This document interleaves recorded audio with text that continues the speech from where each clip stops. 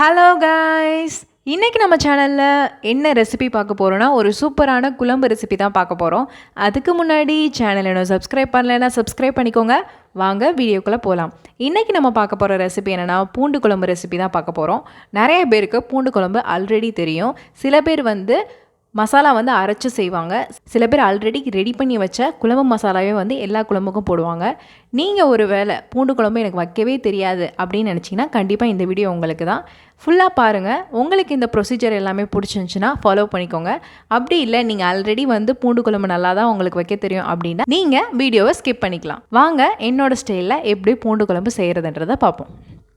இதுக்கு ஃபஸ்ட்டு ஒரு மசாலா ரெடி பண்ணிக்கலாம். இந்த மசாலா பார்த்திங்கன்னா நான் ஒரு டைம் குழம்பு ரெடி பண்ணுறதுக்காக பண்ணது. நீங்கள் இதை ஸ்டோர் பண்ணுறதுனா நான் போட்டிருக்க அமௌண்ட்டை அப்படியே உங்களுக்கு எவ்வளோ தேவையோ அந்தளவுக்கு மல்டிப்ளை பண்ணிக்கோங்க. இதுக்கு ஃபஸ்ட்டு 2 டீஸ்பூன் வரமல்லி எடுத்துக்கலாம். அதுக்கப்புறம் 1 டீஸ்பூன் அளவுக்கு சீரகம் எடுத்துக்கலாம்.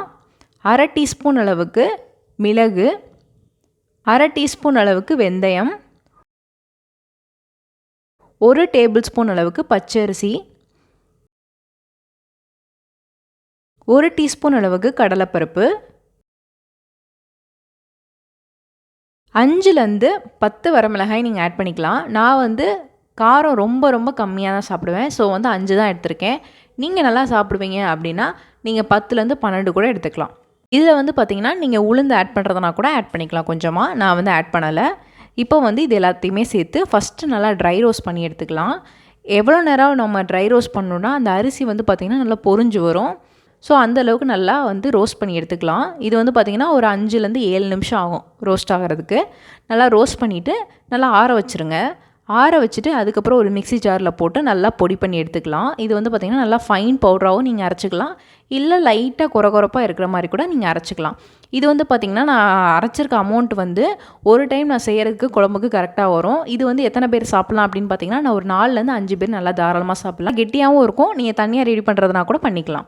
இது நான் அப்படியே ஆட் பண்ணிடுவேன். ஸோ இந்தளவுக்கு நான் ரெடி பண்ணியிருக்கேன். நீங்கள் அப்படி ரெடி பண்ணி வச்சுக்கணுன்னு பார்த்தீங்கன்னா நீங்கள் எல்லாமே நான் எடுத்துருக்க டீஸ்பூன் கணக்கை விட்டுட்டு நீங்கள் டேபிள் ஸ்பூன் கணக்கில் ஆட் பண்ணுற மாதிரி இருக்கும். இப்போ இதை தனியாக வச்சுக்கலாம் அந்த மசாலாவை. இப்போது நம்ம என்ன பண்ண போகிறோன்னா ஒரு பவுலில் சின்ன நெல்லிக்காய் சைஸ் அளவுக்கு புளியை ஊற வச்சு எடுத்துக்கலாம்.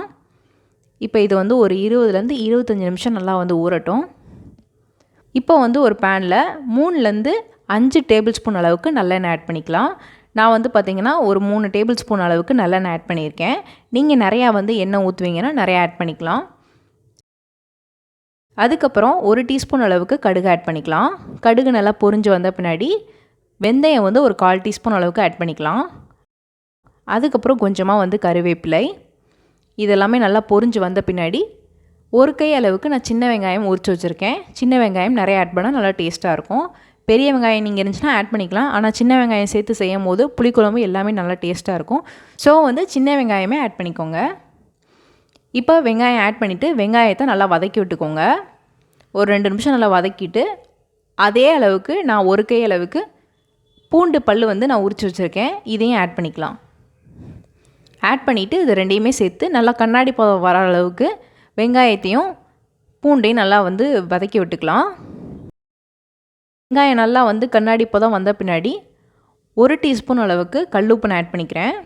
வெங்காயமும் பூண்டும் கொஞ்சம் நல்லா வதங்கி வந்த பின்னாடி தான் தக்காளி ஆட் பண்ணணும். ஏன்னா தக்காளி நல்லா மசிஞ்சிரும் முன்னாடியே. ஸோ அதை நல்லா வதங்கின பின்னாடி தக்காளி ஆட் பண்ணிக்கோங்க. தக்காளி பார்த்திங்கன்னா நான் பெரிய சைஸ் தக்காளி 2 தக்காளி கட் பண்ணி ஆட் பண்ணியிருக்கேன். இதுவுமே ஒரு கை அளவுக்கு வரும். இதையுமே சேர்த்து இப்போ நம்ம நல்லா வதக்கி விட்டுக்கலாம். இப்போ 1/2 டீஸ்பூன் அளவுக்கு நான் மஞ்சள் தூள் ஆட் பண்ணிக்கிறேன். 1/4 டீஸ்பூன் அளவுக்கு பெருங்காயத்தூள் ஆட் பண்ணிக்கலாம். இது எல்லாத்தையுமே சேர்த்து நல்லா ஃபஸ்ட்டு மிக்ஸ் பண்ணிக்கோங்க. இதில் பார்த்திங்கன்னா நீங்கள் குழம்பு மிளகாய்த்தூள் வச்சுருந்தாலும் ஆட் பண்ணிக்கலாம்.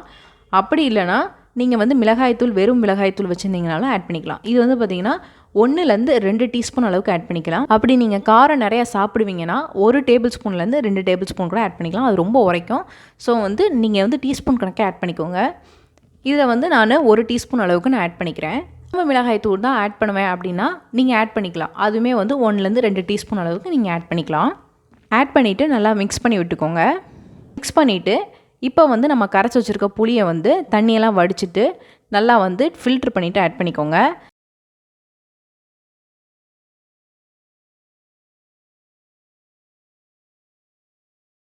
இப்போ நான் இதுக்கு தண்ணி வந்து பார்த்திங்கன்னா 1.5 கப் அளவுக்கு நான் தண்ணி ஆட் பண்ணியிருக்கேன்.